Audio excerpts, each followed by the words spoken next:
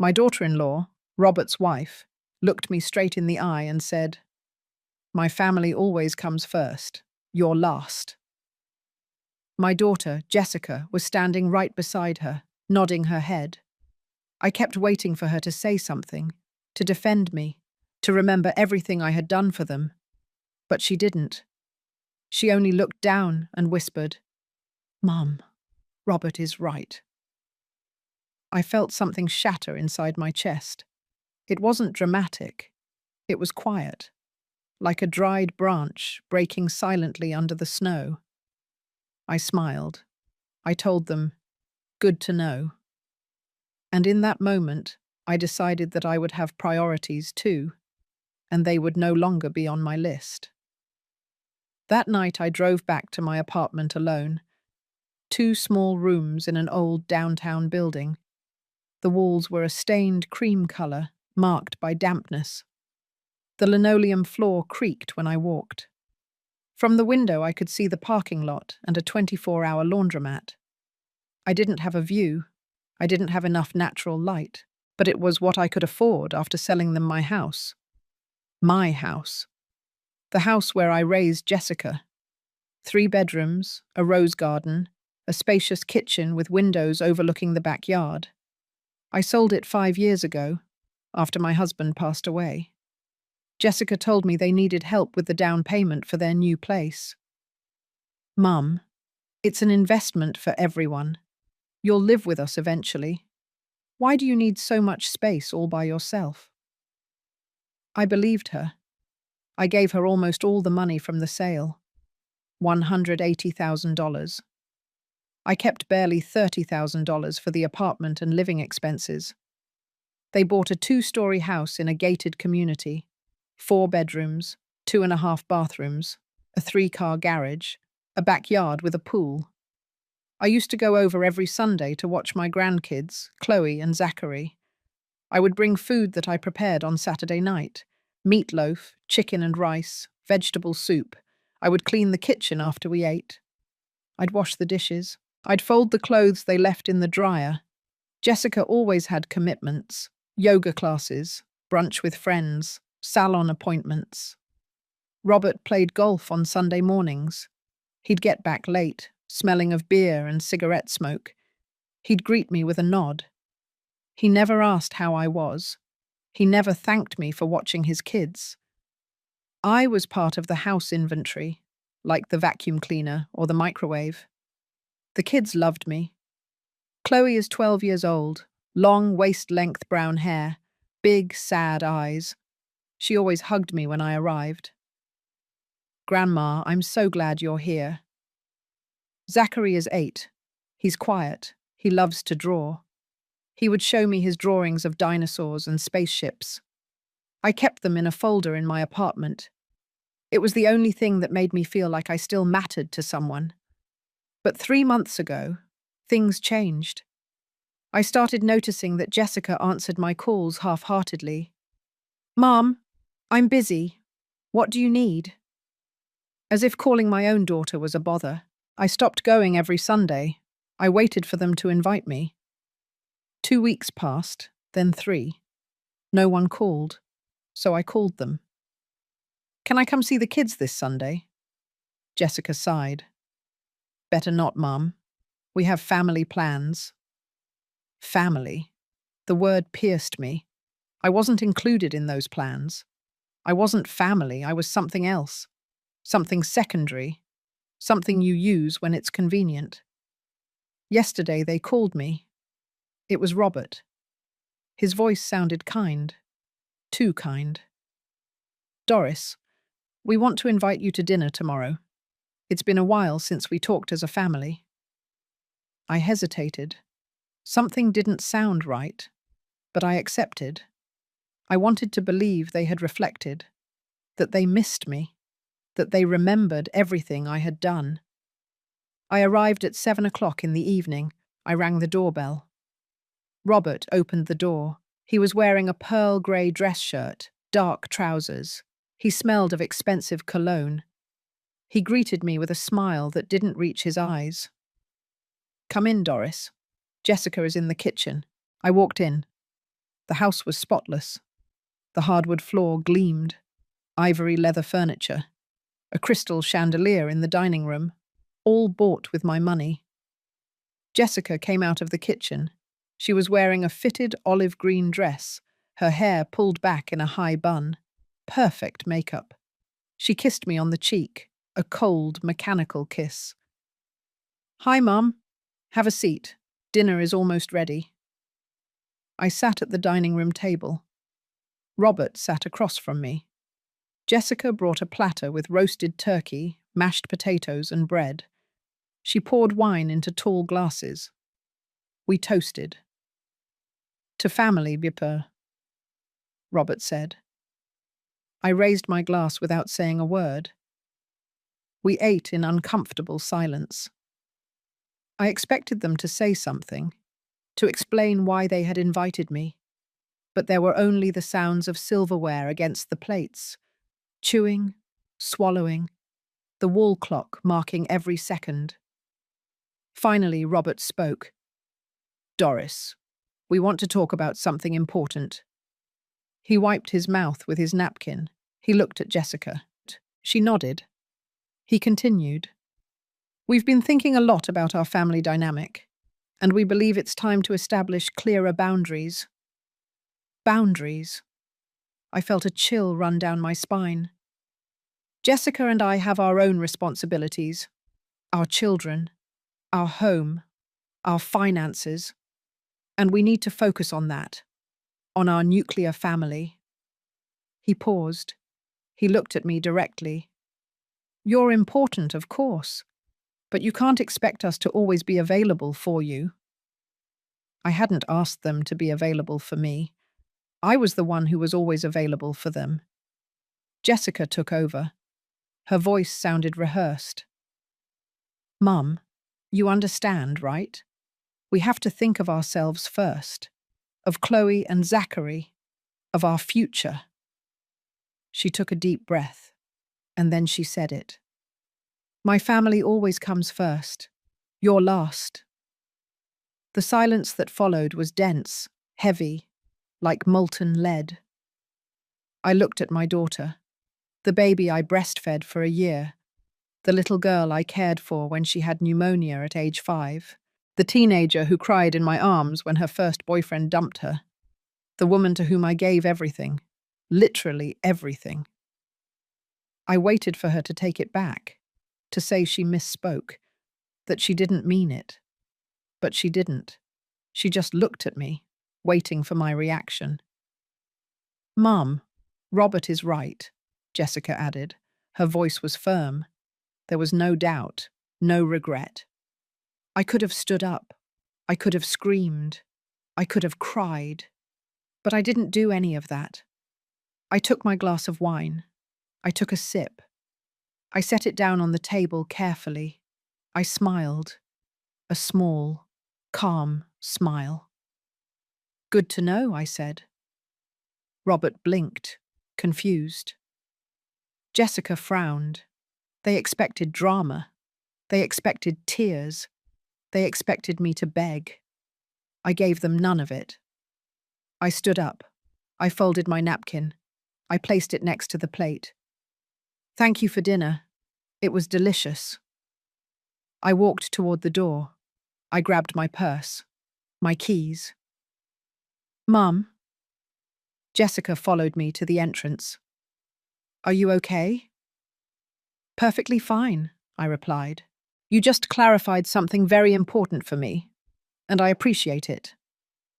I walked out of that house. I got into my car, an old silver sedan with dents on the rear door. I started the engine. I drove through empty streets back to my apartment. I couldn't sleep that night. I sat on my apartment sofa, staring at the wall. The cream-colored paint was peeling in the corners. There was a damp stain that looked like a map. I thought about everything I had lost to get here, to this small place, to this loneliness. I remembered when Jessica was born. It was a difficult birth, 18 hours of labor. My husband, rest his soul, was with me the whole time. He held my hand. He wiped the sweat from my forehead. When the nurse finally placed Jessica in my arms, I cried. She was perfect, small, fragile, mine. The first few years were beautiful. I worked part-time at a fabric store. My husband was an accountant at a construction company. We didn't have much money, but it was enough. We lived in a one-bedroom apartment. Jessica slept in a crib next to our bed. At night, I would breastfeed her while listening to her soft breathing. It seemed like a miracle that something so perfect had come from me. When Jessica turned 4, we bought our first house. It was small, but it had a yard. I planted roses next to the entrance. Coral and pale yellow roses. Jessica helped me water them. She would get her hands dirty with soil. She would laugh. That sound was the most beautiful thing in the world. My husband worked long hours. He would leave at 6 in the morning. He would return at 8 in the evening. I quit my job to care for Jessica full-time. I cooked, cleaned, took her to school, helped with homework. We were happy, or so I thought. When Jessica was 12, my husband suffered his first heart attack. He survived, but the doctors said he had to slow down. Less stress, better diet. He left his job and opened a small accounting consulting business from home. Income decreased. I went back to work. I got a job at a bakery. Early morning shifts. I left at 4 in the morning. I returned at noon. I would sleep for 2 hours and then prepare dinner. I helped Jessica with her homework. We ate dinner together. I went back to sleep early to get up again at 3:30. Jessica never complained. She was a good student, responsible, tidy. But something changed when she entered high school. She became distant. She spent hours locked in her room. She spoke little at dinner. When I asked her if everything was okay, she would answer, "Yes, Mum, I'm fine." But her eyes said otherwise. At 17, she met Robert. He was 19. He was studying business administration. He came from a family with money. His father owned a chain of hardware stores. Robert drove a new car. He wore designer clothes. He invited Jessica to expensive restaurants. I was suspicious. Something about the way he looked at me made me uncomfortable, as if I were inferior, as if I didn't deserve to be in the same room as him. But Jessica was in love, and I wanted her to be happy. They got married when she turned 23. I organized the wedding. I hired the venue, the caterer, the flowers. I paid for everything with the savings my husband and I had. $12,000. It was everything we had saved in 10 years. But it was my daughter's wedding. It was worth it. The ceremony was beautiful. Jessica wore an ivory dress with lace on the shoulders. She looked radiant. She walked down the aisle on her father's arm. I cried in the first row, tears of happiness, of pride, of hope. After the wedding, Jessica moved in with Robert to an apartment in a residential area. I visited her every week. I brought food. I helped her clean. She seemed happy, but there was something in her eyes that worried me. A quiet sadness, a resignation. 2 years later, Chloe was born. Jessica had complications during the pregnancy. High blood pressure, risk of preeclampsia. She was on absolute bed rest for the last 3 months. I went every day. I cooked, I cleaned, I did the grocery shopping. Robert worked all day. He came home late. He almost never asked how Jessica was. When Chloe was born, I was at the hospital. Jessica had an emergency C-section. I waited outside the operating room for 2 hours. I prayed. I cried. Finally, the doctor came out. Everything went well. Mother and daughter are stable. I went in to see her. Jessica was pale, exhausted. She held Chloe against her chest. She looked at me and smiled. "Thank you for being here, Mum." The first few months were difficult. Chloe cried a lot at night. Jessica wasn't sleeping. Robert slept in the guest room because he had to get up early for work. I stayed with Jessica several nights a week. I carried Chloe. I rocked her. I changed diapers. I prepared bottles. 3 years later, Zachary was born. Another complicated pregnancy, another C-section. I was there again. I was caring, cooking, cleaning, being the support system that no one else was. Meanwhile, my husband was getting worse. His heart was weak. The doctors said he needed surgery, a new valve. The procedure cost $45,000. The insurance covered half. We needed the rest. I asked Jessica for help. She and Robert already had good incomes. Robert worked at his father's company. He earned well. They lived comfortably. I explained the situation to them. "It's your dad," I said. "He needs this surgery to live." Jessica talked to Robert. He said they could lend $5,000. No more. "We have our own expenses, Doris. The children, the mortgage. We can't commit more." $5,000. When I had paid for their entire wedding. When I had watched their children without charging a single cent. When I had given everything. I got the money by selling jewelry, furniture, and taking out loans from friends. The surgery was done. My husband survived. But something broke in me that day. I understood that to my daughter, I was only useful when she needed me. My husband lived for 4 more years, quiet years. We sat in the garden in the afternoons. We watered the roses together. We talked about life, about Jessica, about the grandkids. He always said, "Jessica will change. You'll see. When she matures, she'll appreciate you." I wanted to believe him. He died one October morning, massive heart attack, in his sleep, without pain. I woke up and he wasn't breathing anymore. I called the ambulance. I called Jessica. She arrived 2 hours later. Robert didn't come. "He had an important meeting," Jessica said. The funeral was simple, few people. Jessica was with me during the ceremony. But after the burial, she left me alone at home.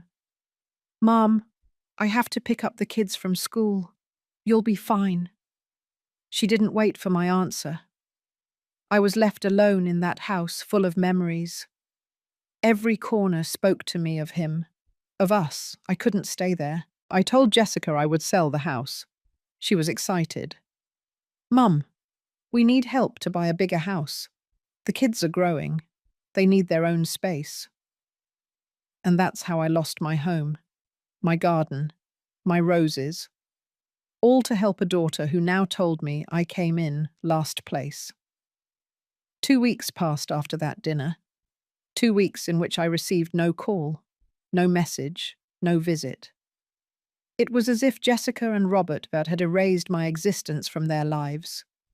And strangely, I felt calmer than ever. I stopped sending messages asking about the kids. I stopped calling on Sundays. I stopped preparing extra food just in case they invited me. For the first time in years, my weekends were mine. I read. I watched old movies on television. I walked in the park near my apartment. I watched other people live their lives without carrying the burden of ingratitude. But then, one Tuesday afternoon, my phone rang. It was Jessica. I hesitated before answering. I let it ring 3, 4 times. Finally, I answered. "Hello, Mum." Her voice sounded cheerful. Too cheerful. Like when she was a little girl and wanted to ask my permission for something. "How have you been? I've missed you." The words sounded hollow. "I've been fine," I replied. My voice was neutral, cold. "Mum, I want to invite you to something special. This Saturday is Chloe's birthday. She's turning 13. You know, it's a big age. We want to have a family get-together. Nothing too big. Just us. The kids miss you a lot." The kids. She always used the kids as bait. I don't know if I can, I said. I have plans. There was silence on the other end. Jessica didn't expect that answer. Plans? What plans, Mum? Her tone changed. It was no longer sweet. It was inquisitive. Annoyed. Personal ones, I replied. I didn't owe her an explanation. Mum, it's your granddaughter's birthday. What could be more important than that? Now her voice had a hint of accusation, as if I were the bad guy for not being immediately available. I took a deep breath. What time? 3 in the afternoon. You can get here at 2 to help me set a few things up. You know how complicated things get with so many guests. So many guests. I thought she said it was something small. Just family. Okay, I'll get there at 3, I said. Not 2. I wasn't going to show up early to work for free again. Perfect. Mum, we'll see you then. Oh, and if you could bring your chocolate cake, that would be great. Chloe loves it. Of course. They didn't just want my presence, they wanted my labor. I hung up the phone and stared at the screen. Something wasn't right. I could feel it. The call had been too calculated, too kind after 2 weeks of total silence. Jessica wanted something, and it wasn't just bringing a cake. Saturday arrived. I baked the chocolate cake the night before. 3 layers, chocolate cream filling, smooth frosting. I put 13 silver candles on it. I stored it in a special container. I dressed in a simple outfit. Beige trousers, a lavender blouse, comfortable shoes. I brushed my hair back. I put on a little lipstick. I looked in the mirror. 72 years old, wrinkles around my eyes, age spots on my hands. But my gaze was still strong. I arrived at 3 sharp. I rang the bell. I waited. The door opened. It was Robert. He was wearing jeans and a light grey shirt. He smiled, but the smile didn't reach his eyes. Doris, glad you could make it. Come in. I walked in with the cake. The house was silent. Too silent. Where are the guests? I asked. Oh, there was a change of plans. We decided to make it more intimate. Just us. Robert closed the door behind me. The sound of the deadbolt made me nervous. Jessica came out of the kitchen. She was wearing jeans and a peach-coloured blouse. Hair down, no makeup. Nothing festive. Nothing to indicate it was a birthday. Mum, thanks for coming. Leave the cake in the kitchen. I took it to the kitchen. The table was bare. There were no decorations, no balloons, no colourful plates or themed napkins. Nothing. Where is Chloe? I asked. She's upstairs with Zachary. They'll be down shortly. Jessica crossed her arms. Robert came into the kitchen and leaned against the counter. Both of them were looking at me. The atmosphere was strange, tense, as if they were waiting for the right moment to say something. Sit down, Mum. We need to talk. There it was, the real reason for the invitation. I sat in one of the dining room chairs. Jessica and Robert sat across from me. He took her hand, a united gesture, a common front. Mum, we've been thinking a lot about what we talked about last time, about setting boundaries. Jessica spoke slowly, measuring every word. And we think it's important to have a deeper conversation about expectations. Expectations? What a convenient word. Robert cleared his throat. Doris, we appreciate everything you've done for us. We really do. But we've noticed that sometimes you have certain expectations about our time, about our attention, and that can be complicated. I hadn't asked for anything, not even a call now and then. We want you to understand that our priority is our children, our marriage, our stability. Jessica looked at me as if she were explaining something to a small child. We can't be checking in on you all the time. I haven't asked you to check in on me, I said. My voice was calm, firm. Well, not directly, but your constant calls, your unannounced visits.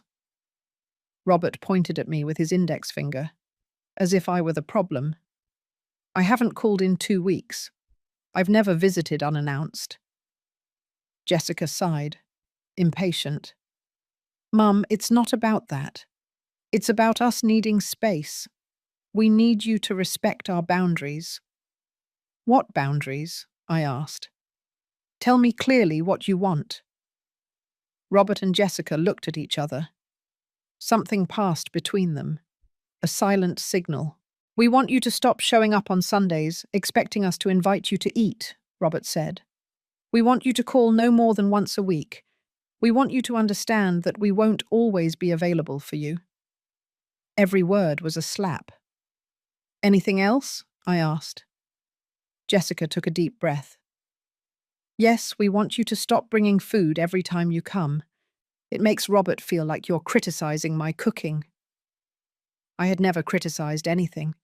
I just wanted to help. I just wanted them to eat well. Understood, I said. I stood up. Can I see Chloe before I go? She's busy with her stuff, Jessica said quickly. Better another day. Another day that would never come. The cake is in the kitchen. Enjoy it. I walked toward the door. Mum, don't leave angry. We just want things to be clear between us. Jessica followed me to the entrance. Her voice now had a touch of concern. Not for me, for how she looked. I'm not angry, I said. And it was true. I no longer felt anger. I felt clarity. Everything is very clear now. I opened the door. Before leaving, I turned around. Was it really Chloe's birthday today? Jessica looked down. She didn't answer. It wasn't her birthday. The whole thing had been a lie to get me here, to have me sit across from them while they told me I was a burden. I left. I got into my car. I started the engine. As I drove back to my apartment, something shifted inside me. There was no more sadness. There was no more hope that things would get better. There was decision, cold, clear, irreversible. If I was a nuisance in their lives, then they would disappear from mine, completely. I reached my apartment and locked the door. I took off my shoes. I sat on the sofa. I looked at the ceiling. The cracks formed irregular lines, like dry rivers on an old map. I took a deep breath. Once. Twice. 3 times. Something had ended, but something else was beginning. I got up and went to my bedroom. I opened the bottom drawer of my dresser. That's where I kept all my important documents. Old deeds, birth certificates, my husband's death certificate, and a manila folder I hadn't opened in 5 years. I took it out. I placed it on the bed. Inside were all the papers from the sale of my house. The contract, the bank transfers, the receipts. $180,000 transferred directly to Jessica and Robert's account, with a handwritten note from me for the down payment on your new house. With love, Mum. I sat on the bed and reviewed every paper. The dates, the amounts. Everything was there, black and white. The proof of my generosity and of their silence. I took out my phone. I searched my contacts for a name I hadn't dialed in years. Eleanor Foster, my neighbour from the old house. The last time we spoke was at my husband's funeral. She came. She hugged me. She told me, if you ever need anything, anything at all, call me. I dialed. It rang 4 times. Hello? Her voice was raspy but warm. Eleanor, it's Doris. Doris Tellis. There was a pause, then a shout of joy. Doris! Oh my gosh, how long has it been? How are you? Where have you been? I need to talk to you, I said. In person. Can we meet? Of course. When? Tomorrow. Tomorrow. Perfect. Come to my place. Do you remember the address? I remember it. I hung up. I lay down on the bed with the folder on my chest. I closed my eyes. For the first time in weeks, I slept deeply. The next day, I woke up early. I took a shower. I got dressed in comfortable clothes, dark brown trousers, a cream-colored blouse, a light cardigan. I took the manila folder. I left. I drove 40 minutes to the neighborhood where I had lived for 30 years. The streets were familiar. Every corner held a memory. The bakery where I bought donuts on Sundays. The park where I took Jessica when she was little. The pharmacy where my husband picked up his medicine. I arrived at Eleanor's house. It was a single-story, pale yellow house with a garden full of plants. I knocked on the door. She opened it immediately. Eleanor was 65, completely white hair, short, curly, honey-coloured eyes behind thick-framed glasses. She was thin, small, but her presence filled any space. Doris! She hugged me tight. She smelled of coffee and cinnamon. Come in, come in. I made coffee. We went inside. Her living room was filled with books, shelves up to the ceiling, books on law, history, novels. Eleanor had been a lawyer for 40 years. She retired 5 years ago, but her mind was still razor-sharp. We sat in her kitchen. She poured coffee into turquoise ceramic mugs. She put oatmeal cookies on a plate. Tell me, she said, what happened? I told her everything. From my husband's death, the sale of the house, the money I gave Jessica, the years of watching their children, Robert's words, my daughter's coldness, the false birthday invitation, everything. Eleanor listened in silence. She didn't interrupt. She sipped her coffee. She nodded occasionally. When I finished speaking, she set her mug on the table. You have paperwork. I took out the folder. I gave it to her. She opened it. She read every document carefully. She took out a notepad. She took notes. 20 minutes passed. Finally, she looked up. Doris, was that money a gift or a loan? A gift, I said. We never discussed repayment. Do you have anything in writing that says it was a loan? No. She nodded. And did they promise you anything in return? To care for you in your old age? To let you live with them? Jessica said I would eventually live with them. That why did I need a big house alone? Do you have it recorded? In writing? Text messages? No. Eleanor closed the folder. She leaned back in her chair. She looked at me seriously. Legally, it will be difficult to recover that money. It was a gift. There is no contract. There are no documented promises. She paused. But there's something that worries me more. What is it? Have you checked your bank accounts recently? Your documents? Do you have a will? I have a will. Everything goes to Jessica when I die. She knows that. Yes. Eleanor drummed her fingers on the table. Doris, I need you to do something. Today, right now, I want you to go to your bank. Check every movement for the last 5 years, every withdrawal, every transfer. I want you to verify if anyone else has access to your accounts. Why? Because I've seen this before, many times. Children manipulating elderly parents, slowly taking control of their finances, making them sign papers without fully understanding what they're signing. She looked me straight in the eyes. Does Jessica have power of attorney over you? My heart raced. I don't know. Have you signed papers recently? Documents that she brought you? Did she ever ask you to sign something to expedite paperwork? Or just in case something happens? I thought. I remembered. 2 years ago. Jessica came to my apartment with some papers. She said they were to update my health insurance. Just sign here, Mum. It's just paperwork. I signed without reading. I trusted her. Yes, I said. My voice sounded weak. 2 years ago.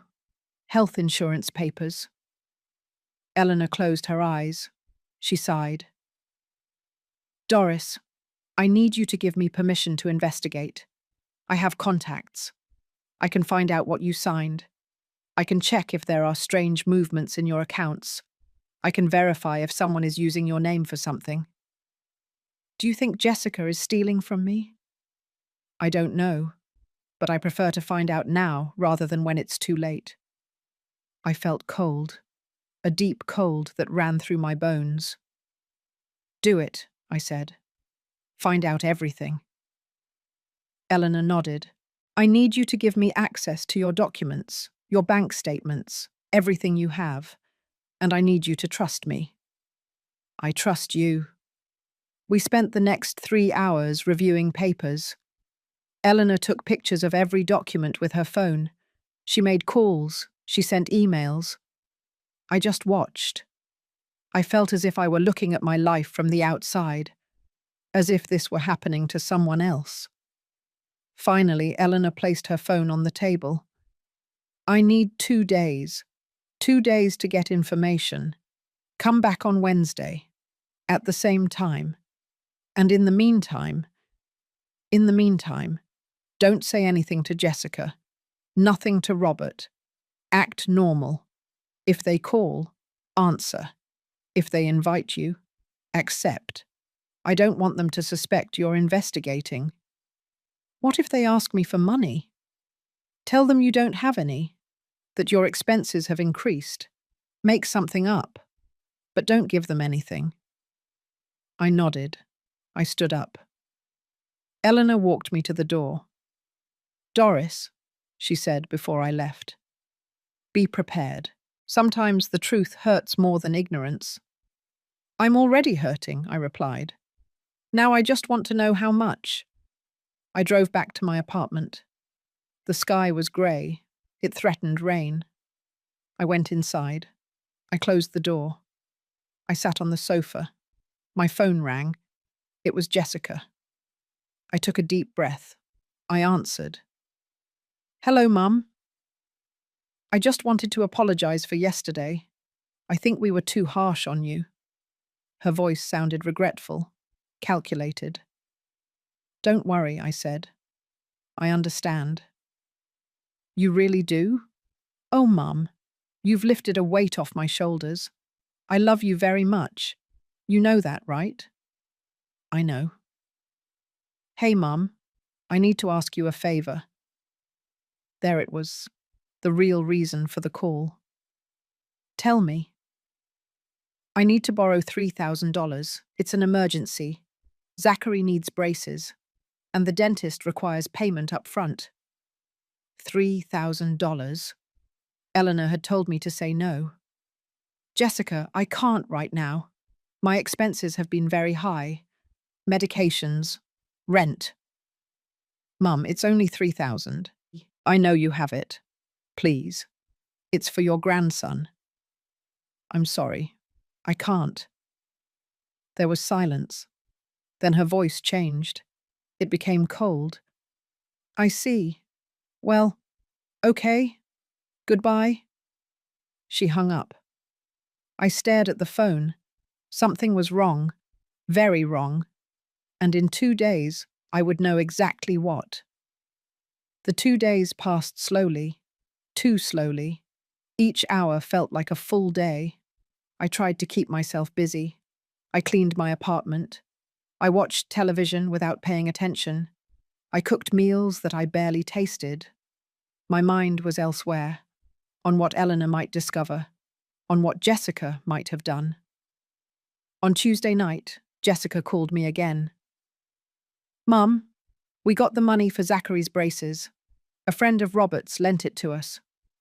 But I wanted to tell you that it hurt me that you said no, after everything we've done for you. Everything they had done for me. What an interesting way to look at things. I'm glad you got the money, I said. My voice was flat. Yeah, well, I just wanted you to know. She hung up without saying goodbye. Wednesday finally arrived. I got up at 6 in the morning, even though my appointment with Eleanor was at 10. I showered, I got dressed, I had coffee. I waited. By 8:30, I couldn't take it anymore. I got into my car and drove toward her house. I arrived 40 minutes later. I knocked on the door. Eleanor opened it immediately. Her expression was serious, too serious. You're early, she said. I couldn't wait any longer. She nodded. Come in. You need to sit down for this. We went into her living room. On the coffee table was a thick folder, dark brown, closed with rubber bands. I sat on the sofa. Eleanor sat across from me. She placed the folder between us. Doris, before I open this, I need you to breathe. I need you to be prepared. Just tell me. Eleanor opened the folder. She pulled out several documents. She placed them on the table one by one. First, the papers you signed 2 years ago. They weren't to update your health insurance. She showed me a sheet. This is a power of attorney, a broad, permanent power of attorney. You gave Jessica total control over your finances, your property, your medical decisions, everything. I felt the floor moving beneath me. I didn't know. I know. She tricked you. And what's worse, she did it with a notary. Your signature is there. It's legal. I took the paper. My hands were shaking. There it was. My signature. Large, clear, next to words I never read. Words that gave my daughter absolute power over my life. But there's more, Eleanor continued. She pulled out other papers. Bank statements. I've reviewed your movements for the last 3 years. There are withdrawals that you didn't authorize. Small ones. $500 here, $700 there, $1,200. Never amounts large enough for you to notice. But added up. She showed me a sheet with numbers highlighted in yellow. Added up, they totaled $23,000. $23,000 that Jessica has withdrawn from your account over the last 3 years. I couldn't breathe. The air had become heavy, dense. How? With the power of attorney, she went to the bank, showed the document. The bank gave her access. She's been taking money little by little. She probably thought you'd never notice. But I check my statements. Do you check them in detail? Every transaction? Or do you just verify that there's enough money? She was right. I only checked the balance. I never reviewed transaction by transaction. There's more, Eleanor said. Her voice was soft but firm. She pulled out more papers. Jessica also tried to change the beneficiary of your life insurance policy, the one your husband left, $50,000. She tried to put it solely in her name, but she needed your signature and couldn't fake it. That's why it's still in both your names, with her as the secondary beneficiary. $50,000, the last money I had left as protection. Why would she do this? My voice broke. I'm her mother. Eleanor moved closer. She placed her hand over mine. Because people do terrible things when money is involved, especially when they feel entitled to it. What else? I asked, because I knew there was more. I saw it in her eyes. Eleanor took a deep breath. She pulled out the last document. It was a printed email. A contact who works in social services passed this to me.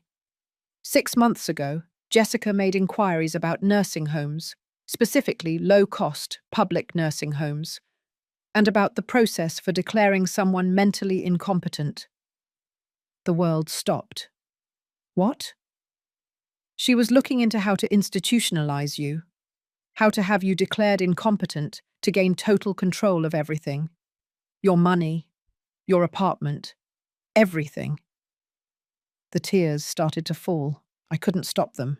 My own daughter wants to lock me up. Your own daughter wants your money, and you are an obstacle. I covered my face with my hands. I cried. I cried for the little girl I raised, for the years I dedicated to her, for the unconditional love I gave her, for the betrayal I never imagined. Eleanor let me cry. She didn't say anything. She was just there. When I finally calmed down, I looked up. What can I do? Eleanor straightened up. Her expression changed. She was no longer the compassionate friend. She was the lawyer, the strategist. First, we revoke that power of attorney. Today, I have a trusted notary. He's coming in 1 hour. You sign the revocation, and Jessica loses all access. What if she gets angry? Let her get angry. It doesn't matter anymore. What else? You change all your passwords, bank accounts, email, everything. You open a new account at a different bank. You transfer your money there. You close the old account. I nodded, taking mental notes. You change the beneficiary of your life insurance. You remove Jessica completely. If you want, you put it in the name of a charity, or you leave it without a beneficiary until you decide what to do. Yes. And, finally, Eleanor paused, we file a complaint for fraud, for elder financial abuse. We have proof, the unauthorized withdrawals, the power of attorney obtained by deception. She'll go to jail. She could. It depends on the prosecutor. It depends on how much we want to push. But at a minimum, there will be an investigation. Her name will be flagged, and she will have to return every penny. I thought of Chloe and Zachary, my grandkids, innocent in all of this. What about the kids? The children have their father. They have family. It is not your responsibility to protect Jessica from the consequences of her actions, not even for them. She was right. I had always put Jessica first. I had always protected her. I had always sacrificed my well-being for hers. No more. Do it, I said. Do everything. Eleanor smiled. It wasn't a cheerful smile. It was a smile of satisfaction, of justice. The notary will be here soon. In the meantime, I'm going to prepare all the documents. We're going to need several hours. Are you ready? I am ready. We spent the rest of the day working. The notary arrived. An older man, serious, efficient. He reviewed the original power of attorney. He prepared the revocation. I signed. My hand was not trembling. It was firm. Sure. Eleanor called the bank. She explained the situation. We scheduled an appointment for the next day. I would open a new account. I would transfer all my money. I would close the old one. We called the insurance company. I changed the beneficiary. I put it in the name of a foundation for abandoned elderly women. It seemed appropriate. Finally, Eleanor prepared the formal complaint. I read it. Every word was true. Every accusation was supported by evidence. I signed. When will she know? I asked. The bank will notify her tomorrow that she no longer has access. The revocation of the power of attorney is being recorded today. In 48 hours, she will receive the summons for the investigation. She's going to call me. Probably. Don't answer. Or if you answer, don't argue. Just tell her to speak to your lawyer. My lawyer? Eleanor smiled. Me. If you'll have me, I'll have you. We hugged, a long, strong hug. "Thank you," I said. "I don't know how to repay you. You already paid me. 20 years ago. Remember?" I remembered. Eleanor had gone through a terrible divorce. Her husband took everything from her. She was left without a house, without money. I let her live in my guest room for 6 months. For free. I gave her food, support, friendship. "That was different," I said. "No, it was exactly the same. Helping someone when they need it most, without expecting anything in return. Now it's my turn." I left her house at dusk. The sky was dark orange. The clouds looked like pink-dyed cotton. I got into my car. I placed my hands on the steering wheel. For the first time in years, I felt something akin to power, to control, to hope. Jessica had played her game, but now it was my turn, and I wasn't going to lose. That night I slept better than I had in months. I didn't dream. I didn't wake up at midnight. I slept soundly, like when I was young and didn't carry the weight of the world on my shoulders. I woke up at 7 in the morning. The sun came through my bedroom window, thin rays of golden light illuminating the dust in the air. I got up. I showered. I dressed carefully.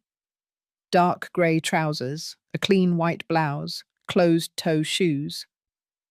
I brushed my hair back. I put on small silver earrings. I looked in the mirror.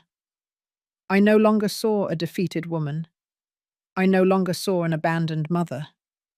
I saw someone who was taking control of her own life. Finally. At 9 in the morning, I arrived at the bank. It was a different branch from the one I had used for years, newer, cleaner. The manager was waiting for me, a young man in his 30s, charcoal suit, burgundy tie. "Mrs. Tellis, welcome. My name is David Harris. I understand from your attorney that you've had problems with unauthorized access to your previous account." "That's correct." "I'm so sorry you went through that. Here, we're going to make sure your money is completely protected. We're going to open an account with two-factor authentication. No one will be able to make movements without your direct approval, not even with power of attorney." Perfect. We filled out the forms. Questions about my personal information, my address, my date of birth, beneficiaries. I left that part blank for now. "How much do you wish to transfer from your previous account?" "Everything, down to the last cent." David nodded. He didn't ask questions. He processed the transfer. $1,400. Everything I had left after Jessica's withdrawals. "The transfer will process in 24 hours. In the meantime, your previous account will be locked for withdrawals. Do you wish to close it completely?" "Yes. I want not a dollar left in there." "Understood. I will process that today." I signed the last papers. David gave me a new card, a temporary checkbook, access codes. "If anyone tries to access your previous account, they will receive a notification that the account is closed. They won't be able to trace where the funds were moved. Your privacy is protected." "Thank you." I left the bank. I got into my car. I took a deep breath. Step 1 completed. I drove back to my apartment. On the way, I stopped at an electronics store. I bought a new phone. Prepaid. New number. No one would have that number except Eleanor and important institutions. I got home. I spent the next 3 hours changing passwords, email, utility accounts, everything. Long, complicated passwords, impossible to guess. I wrote each one in a notebook that I kept in a safe place. I called the insurance company again. I confirmed the beneficiary change. They sent me a confirmation email. I printed it. I kept it in my folder of important documents. At 2 in the afternoon, my old phone rang. It was Jessica. I looked at the screen. I let it ring. Once, twice, 5 times. Finally, I answered. Hello? Mum, what the hell did you do? Her voice was a scream, pure fury. What are you talking about? The bank. I went to the bank to make a withdrawal and they told me I no longer have access, that the account is closed. What is going on? I closed that account. Why? Without telling me anything. I didn't have to tell you anything. It's my account, my money. But I have power of attorney. I have the right to access it. You had it. Not anymore. I revoked that power yesterday. Silence. A long, heavy silence. What? Her voice was now low, dangerous. I revoked the power of attorney you made me sign 2 years ago. The one you told me was for health insurance. The one you used to steal $23,000 from me. Steal from you? I didn't steal anything. That money was for family expenses, for things we needed. Things you never consulted me about. Money you took without my permission. I'm your daughter. I don't need your permission. Yes, you do. And you don't have it anymore. I heard her breathing, fast, agitated. Mum, I don't know who put these ideas in your head, but you're making a mistake. I've only tried to help you, to protect you. Protect me? By looking into nursing homes to institutionalize me? By looking into how to declare me incompetent? Another silence. This one longer. Who told you that? It doesn't matter who. What matters is that it's true. I was only looking into options, just in case you ever in the future came to need it. I don't need anything from you, Jessica, and I definitely don't need you planning to lock me up to keep the little I have left. This is ridiculous. You're paranoid. You probably have dementia and don't even realize it. Her words were darts, designed to hurt me, to make me doubt myself. But they didn't work anymore. I'm 72 years old, Jessica. I don't have dementia. I have clarity. For the first time in a long time. Mum, please, let's talk calmly. Come over. Let's discuss this like adults. I'm not coming to your house, and there's nothing left to discuss. What do you mean by that? I mean that as of today, we are going to have a different relationship, based on boundaries, on respect, and on consequences. Consequences? Are you threatening me? No, I'm informing you. I already filed a formal complaint for financial abuse. The investigation will begin in the next few days.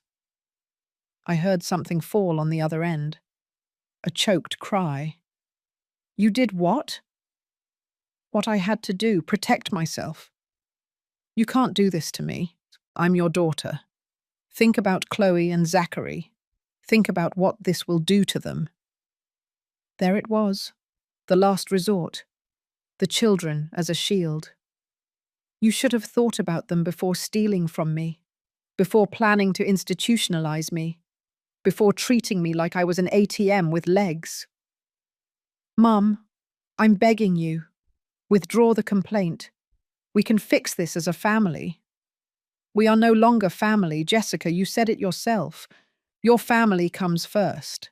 I come in last place, remember? That was a misunderstanding. I didn't mean it. Yes, you did. And I believed you. And now I'm acting accordingly. If you go through with this, you will never see your grandchildren again. Do you understand? Never. And there it was. The final threat. The one I knew would come. If you use your children as a weapon against me, you only prove that I'm right. That you are not the mother I thought you were. That you don't deserve what I gave you. You will regret this. The only thing I regret is not having done it sooner. I hung up. I turned off the old phone. I put it in a drawer. I took out the new phone. Silence. Peace. I sat on the sofa. My hands weren't shaking. My heart was beating normally.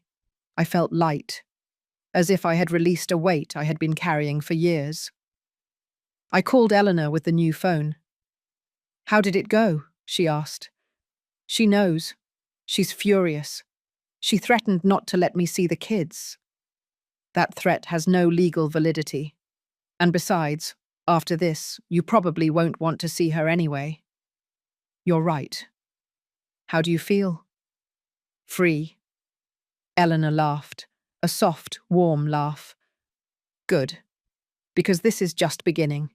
In the next few days, she's going to intensify her pressure. She's going to call.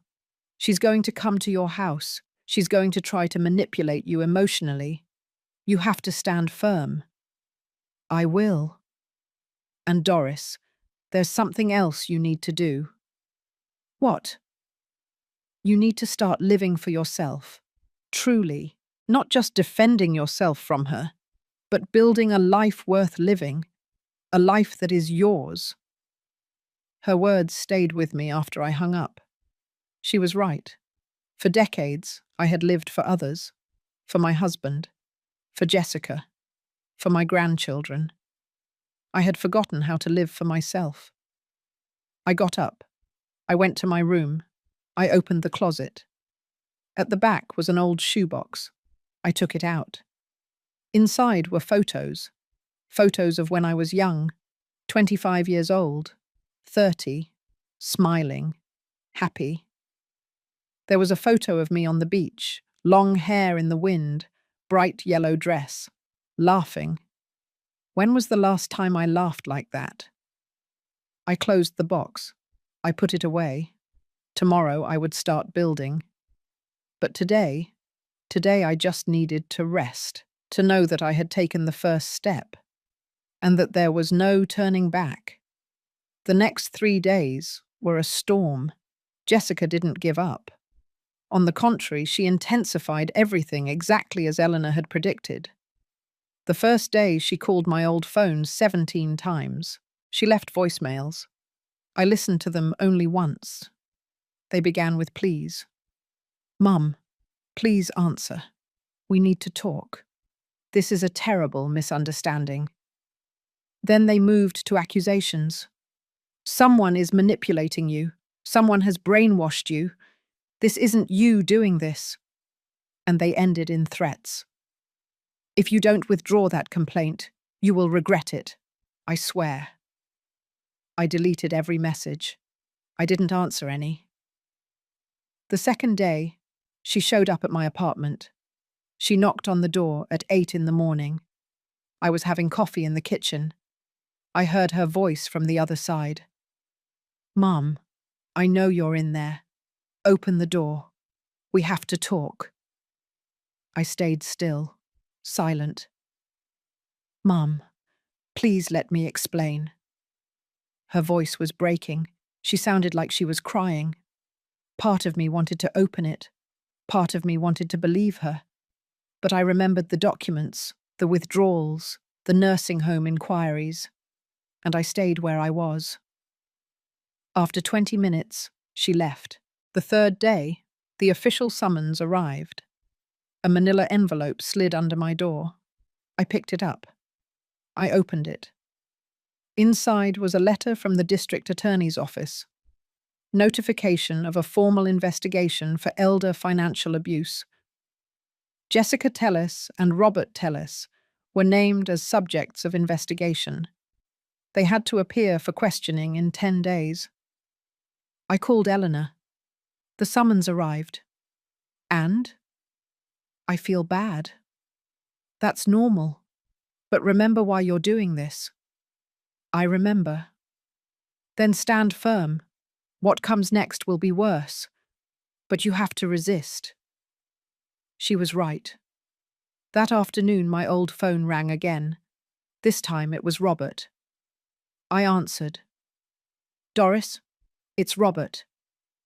His voice was calm, controlled, too controlled. "I know who you are. We need to resolve this like civilized people. What you are doing is unnecessary. It is destructive. It is affecting the whole family. The family was already destroyed. I am only bringing the facts to light. The facts are that Jessica has always tried to take care of you. She has always checked in on you. And this is how you repay her. With false accusations, with an investigation that can ruin her reputation. The accusations are not false. I have proof. Proof? Of what? That your daughter used money you gave her freely? That she tried to help you plan your future? That is not abuse. That is love. Love would be asking me before taking my money. Love would be including me in decisions about my own life. Robert sighed. Doris, be reasonable. Withdraw the complaint. We can all sit down, talk, reach an agreement. There is no agreement possible. Then let me be clear. His voice changed. It was no longer calm. It was harsh. If you go forward with this, you will be alone. Completely alone. Jessica will never speak to you again. The children will not know you. You will die in that miserable apartment with no one to mourn you. His words were poison, designed to scare me, to break me. If that is my reality for defending my dignity, I accept it. You are a bitter, selfish old woman, and you are a thief hiding behind his wife. I hung up. My hands were shaking now, not from fear, from rage, from indignation. How dare he? How dare he call me selfish after everything I had given them? I took a deep breath. Once, twice, 10 times. The phone rang again. I didn't answer. It rang 5 more times. I turned it off. I couldn't sleep that night. I stayed awake staring at the ceiling, thinking about Chloe and Zachary, their little faces, their hugs. Would I ever see them again? Were they manipulating them against me? Were they telling them lies about their grandmother? Tears rolled down my cheeks. I cried in silence. For them, for what I had lost, for what I would never have. But I did not withdraw the complaint. On the 4th day, I received a text message from an unknown number. I opened it. Grandma, it's Chloe. Dad and Mum say you're sick, that you've lost your mind. Is it true? I miss you. Why don't you come to see us anymore? My heart broke. They were using the child. They were putting her in the middle. I texted back. Chloe, I'm not sick. I'm fine. I love you very much. But right now your mum and I have adult problems. It's not your fault. Never forget that. Will we get back together? I don't know, my love. But I will always love you. No matter what. Mum is crying all the time. She says you hurt her. Why did you hurt her? I closed my eyes. How to explain to a 13-year-old girl that her mother stole from me, that she tried to lock me up, that she used me for years? Sometimes adults have to make difficult decisions to protect themselves. That's what I'm doing. I don't understand. You will understand someday. I promise.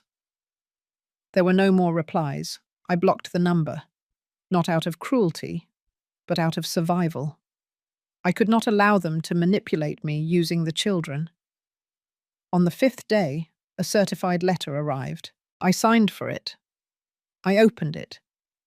It was a letter from a lawyer, representative of Jessica Telles and Robert Telles.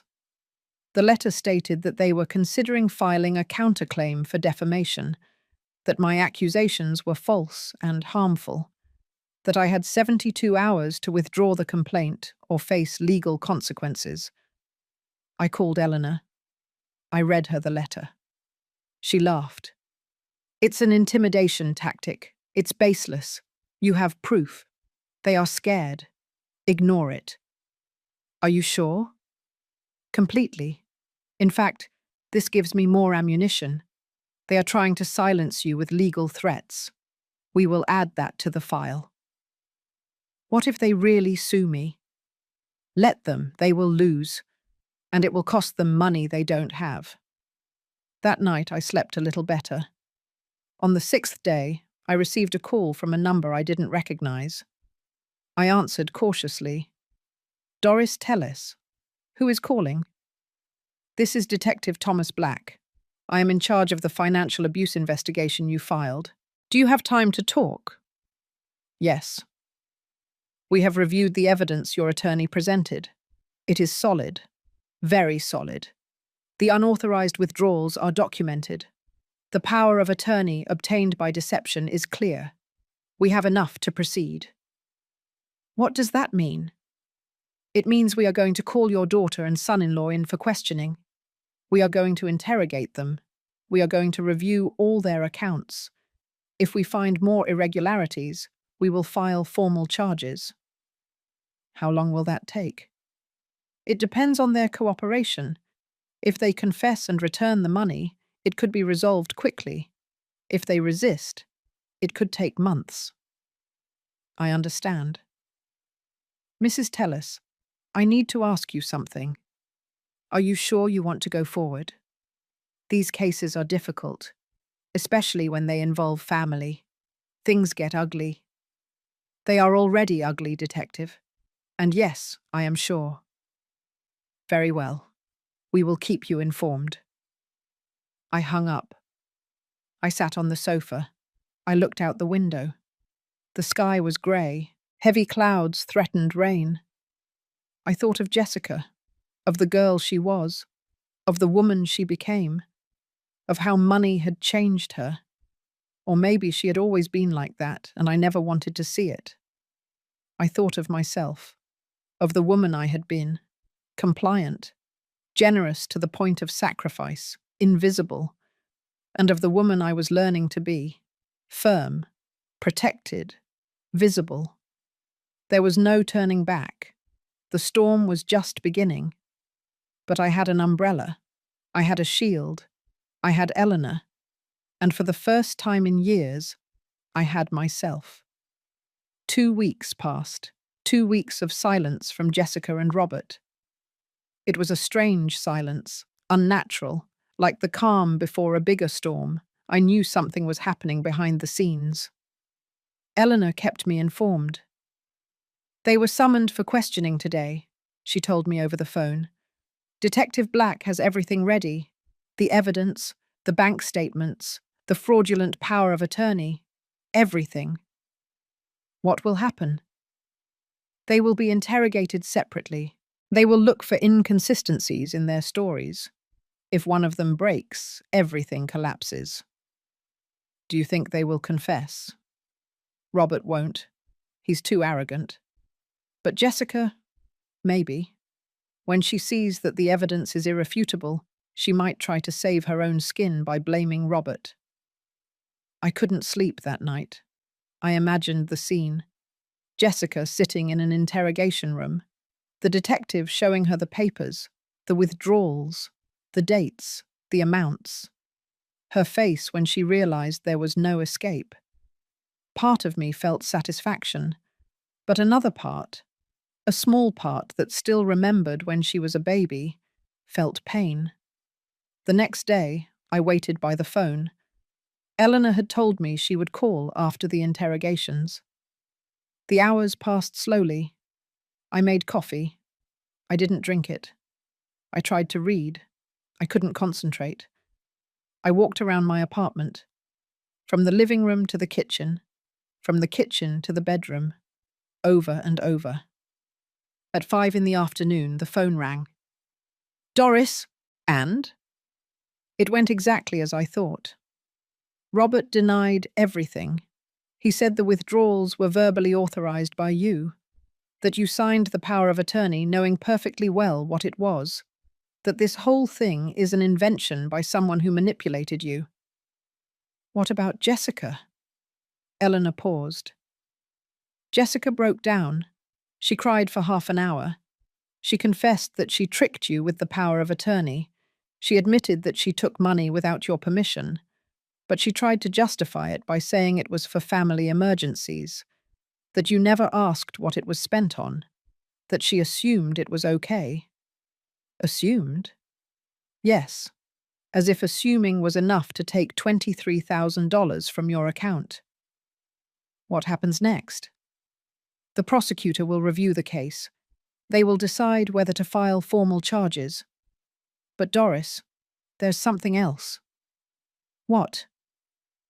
The detective investigated deeper. He found other things. Jessica used your health insurance to pay for her own cosmetic procedures. Botox, facial fillers, dental treatments. It totaled another $7,000 in insurance fraud. I felt dizzy. I had to sit down. I'm sorry, but it's better that you know everything. $30,000 in total. $30,000 they stole from me while I lived in a small apartment, eating canned soup 3 times a week to save money. There will be charges, most likely. Insurance fraud is a federal crime. That no longer depends on you. The government is going to pursue it anyway. I hung up. I stayed seated on the sofa, motionless, processing. My daughter was going to face criminal charges. She could go to jail. Her reputation would be destroyed. Her life, as she knew it, would be over. And I had been the one who lit the fuse. Did I regret it? No. The next few days were chaotic. The news leaked. Small towns are like that. Rumors fly faster than the truth. I received calls from people I hadn't seen in years. Neighbors from my old house. Co-workers from the bakery. All with the same question. Is it true your daughter stole from you? I answered with the truth. Simple. Direct. Yes. Some offered support. You did the right thing by reporting her. No one deserves to be treated like that. Others judged me. But she's your daughter. Family forgives. Family doesn't report its own. I stopped answering the phone. A week later, Eleanor called me early in the morning. Turn on the news, local channel, now. I turned on the television. I found the channel. There it was. A report. Local woman accused of defrauding elderly mother. Jessica Telles, age 38, is facing charges of elder financial abuse and health insurance fraud. According to court documents, Telles obtained power of attorney through deception and withdrew more than $30,000 from her mother's accounts over 3 years. They showed a photo of Jessica, an old photo from when Chloe was born. She looked young, happy, innocent. Then they showed the house they bought with my money, cameras outside, reporters knocking on the door. Robert came out. He looked furious. No comment. This is a misunderstanding. Get off my property. He slammed the door shut. The reporter continued. The victim, Doris Telles, age 72, declined to give a statement, but her attorney confirmed that the accusations are true and that there is substantial evidence. I turned off the television. The whole town knew now. Everyone would be talking. Jessica wouldn't be able to go to the grocery store without being pointed at. Robert wouldn't be able to go to work without facing stares. The children would hear things at school. I felt bad for Chloe and Zachary. It wasn't their fault, but it wasn't mine either. 2 days later, the prosecutor filed formal charges: first-degree elder financial abuse, health insurance fraud, fraudulent obtaining of power of attorney. Each charge carried possible prison time. The trial date was set for 6 months later. Jessica hired a lawyer, an expensive one, paid for, probably, with money they still had left from what they stole from me. The lawyer tried to negotiate. He offered to return the full amount, plus interest. He offered a public apology. He offered community service. Anything to avoid jail.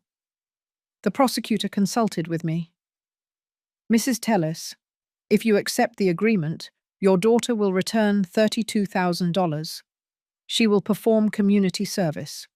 She will be on probation for 5 years. She will not go to prison. What do you think? What about the insurance fraud? The government will pursue that charge anyway, but they will probably also reach an agreement. I thought. $32,000.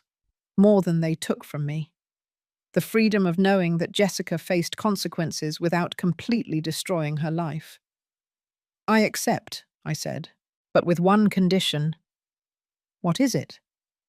That part of the agreement includes that she and Robert can never contact me again. Permanent restraining order. If they try to approach me, they violate the agreement and go to prison. The prosecutor nodded. I can include that.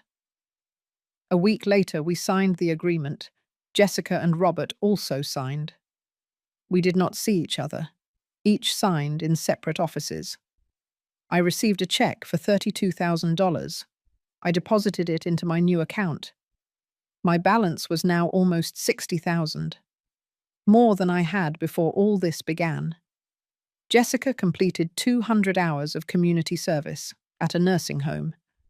The irony was perfect. Robert lost his job. His father's company didn't want the scandal. They fired him discreetly. They had to sell the house. The house bought with my money. They moved to a small apartment. 2 bedrooms, similar to mine. The children changed schools. To avoid bullying. To start over. I watched everything from afar, without joy, without sadness, just with the calm of knowing that justice, though painful, had been served. Eleanor visited me one afternoon. How do you feel? Empty. It's normal. You just closed a huge chapter of your life. And now what? Now you live, truly, for yourself. She hugged me, long, strong. She was right. The past was buried. The accounts, settled. The betrayal, exposed. Now came the hardest part, building a new life from scratch at 72 years old. But for the first time in decades, that life would be completely mine. 3 months after the agreement, I woke up one morning and something was different. The light came through the window differently, brighter, warmer. Or maybe it was me who was seeing differently. I got up, I made coffee. I sat by the window. I looked at the parking lot below, the cars, people going to work, life happening.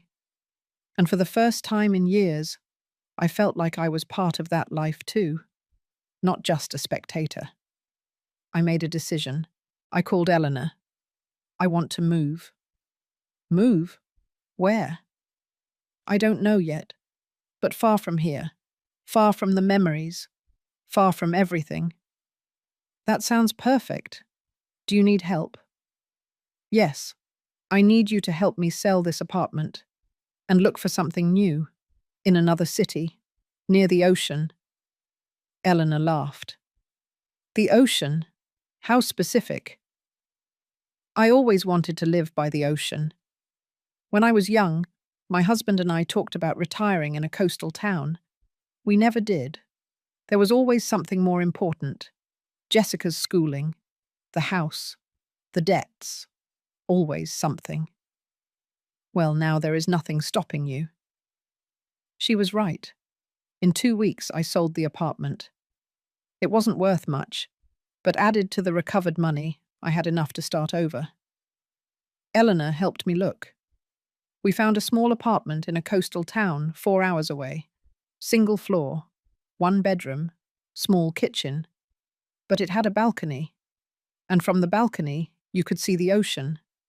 I bought it without a second thought. I packed my things. I didn't have much. Clothes, some books, photos I decided to keep. My husband's. Jessica's when she was a child. My grandchildren's.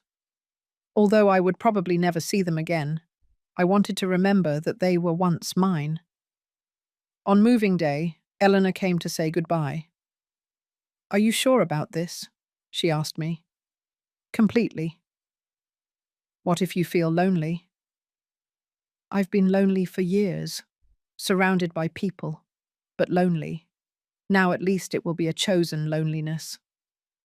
We hugged. We cried a little. But they were good tears. Tears of closure, of gratitude. Thank you for saving me, I told her. I didn't save you. You saved yourself. I just gave you the tools. I got into my car, the same old silver sedan. I drove for 4 hours, long roads, changing landscapes, mountains, valleys, and finally the sea. When I arrived in town, I got out of the car and breathed. The air smelled of salt, of freedom. My apartment was small but perfect. Clean white walls, light wood floor, large windows. And that balcony with an ocean view. I unpacked slowly. I arranged my things. I put the photos on a shelf. I hung up my clothes. I organized the kitchen. On the third day, I decided to do something I had never done. Learn to drive better. Really well. With confidence.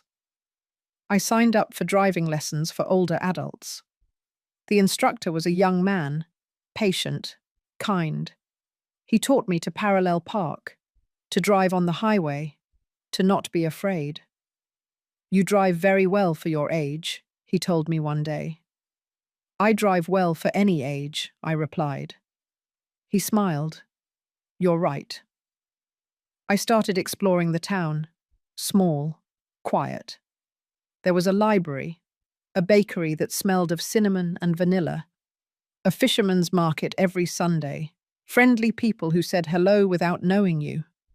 I started walking on the beach every morning, barefoot, feeling the sand between my toes, the cold water on my feet, the sun on my face. I met other women, women my age, some widows, some divorced, some who had also fled toxic families.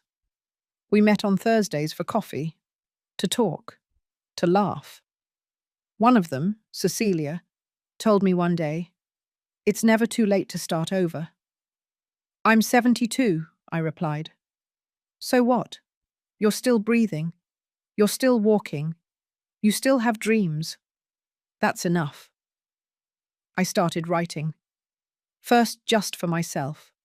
My memoirs, my story, everything I had lived through, the betrayal, the pain, the justice, the liberation. I wrote every night on the balcony, with an ocean view, with the sound of the waves in the background. One day I received a letter from the old town. I recognized it by the sender. It was from Chloe. My heart raced. I hesitated before opening it. Finally, I did. "Grandma, I'm 14 now. I understand more things. Mum told me everything. What she did. How she hurt you. She says she regrets it. But it's too late. I want you to know that I'm not mad at you. I understand why you did what you did. And even though I can't see you, I love you. I will always love you. I hope you're happy. Wherever you are. Your granddaughter, Chloe." I cried. I cried for her innocence, for her understanding beyond her years. I wrote her back. I told her about the ocean, about my new life, about the women I had met.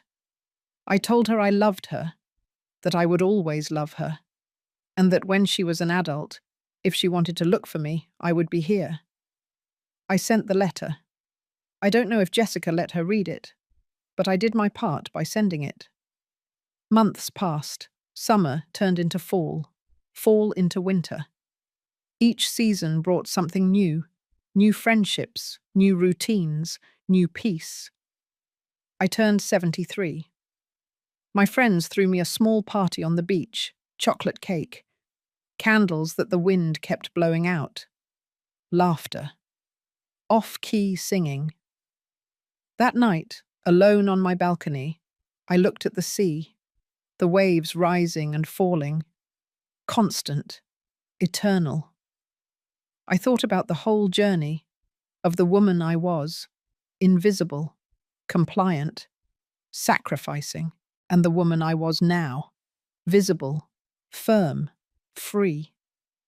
I didn't have family nearby. I didn't have grandchildren knocking on my door. I didn't have a daughter calling me on Sundays.